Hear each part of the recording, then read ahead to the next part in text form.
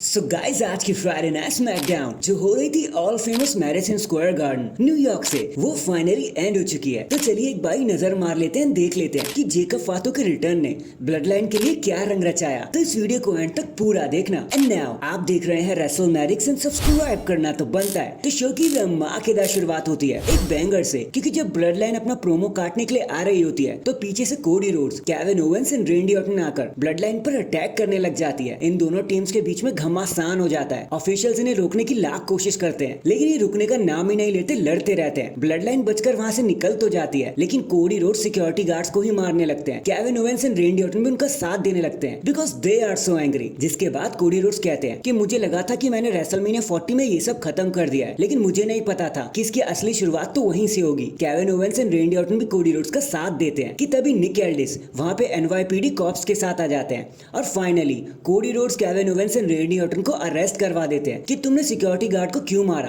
तुम उन्हें कैसे मार सकते हो। एंड इसी केओस के साथ ये सेगमेंट यहीं पर खत्म हो जाता है। नेक्स्ट हमें नाइट का सबसे पहला मैच देखने को मिलता है, एक triple threat match Tiffany Staten, कैंडिस लेरे एंड जेड कारगिल के बीच में एक money in the bank qualifier match. अब ये मैच एकदम मस्त था, बट पता नहीं कहां से नया जैक्स वहां पर आ जाती है एंड सबको डिस्ट्रैक्ट करने लगती है। बियांका ब्लेयर भी वहां पर आ जाती है और कहते कि यार तेरी प्रॉब्लम क्या है। इसी हेजिटेशन में कैंडिस लेरे जेड कारगिल को एलिमिनेट कर देती है रिंग पोस्ट पर मारकर। एंड इसी का फायदा उठाकर टिफनी अपना प्रीटियस्ट मून शॉट लगा देती है एंड मैच को जीतकर आगे के लिए क्वालिफाई हो जाती है। जिसके बाद वो नया जैक्स के साथ सेलिब्रेट करती है और बता देती है कि इट्स टिफी टाइम। इसके बाद हमें बैक स्टेज मूवमेंट दिखाए जाते हैं जो हमें लेकर चलता है हमारे नेक्स्ट ट्रिपल थ्रेट मैच की तरफ, Santos versus LA Knight versus Logan Paul. ये अगेन एक एमआईटीवी क्वालिफायर मैच ही होने वाला था। कुछ खास बताने को यहाँ पे हुआ नहीं, बट जब लोगन पॉल एक बार फिर से चीट करने की कोशिश करते हैं और टायरेसी को कहते हैं कि मेरे लिए ब्रास नकल लेकर आओ, और वो ऐसा करने भी वाले होते हैं कि तभी वहां पर जेलन आ जाते हैं और उनको रोक देते कि भाई तुम ये नहीं कर सकते। एंड इसी का फायदा उठाकर एले नाइट अपने मैच को जीत जाते हैं। एंड मैच के बाद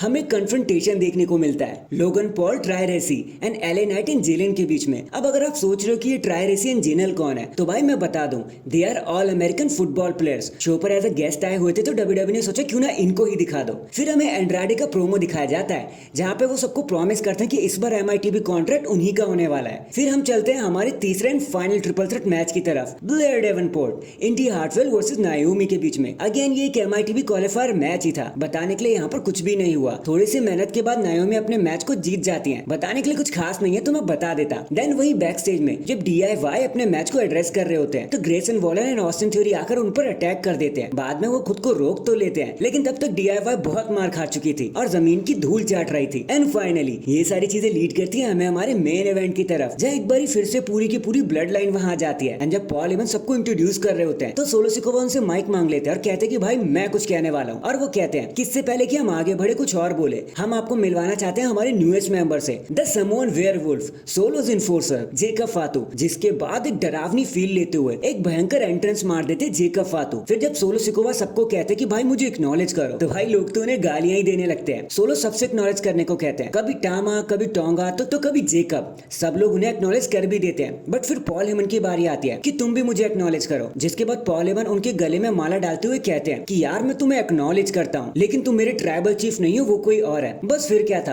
क्या था। इसी शोर के साथ पॉल हेमन का फेट यहीं पर सील हो जाता है एंड सभी उनको मारने लग जाते हैं। जेकब फातू पहले तो उन पर स्प्लैश मारते हैं, फिर उनको एक ट्रिपल थ्रेट पावर बॉम्ब भी खाना पड़ता है अनाउंस टेबल पर। एंड देन इसी मारधाड़ एंड केओटिक सिचुएशन के साथ हमारी आज की फ्राइडे नाइट स्मैकडाउन यहीं पर खत्म हो जाती है। वैसे आपको आज की शो के बारे में क्या कहना था, कमेंट करके जरूर बताना। एंड चैनल पर नया तो चैनल को जल्दी से लाइक एंड सब्सक्राइब कर दो। बाकी मैं मिलता हूँ आपसे किसी और अपडेट के साथ। तब तक के लिए अपना ख्याल रखें और खुश रहें।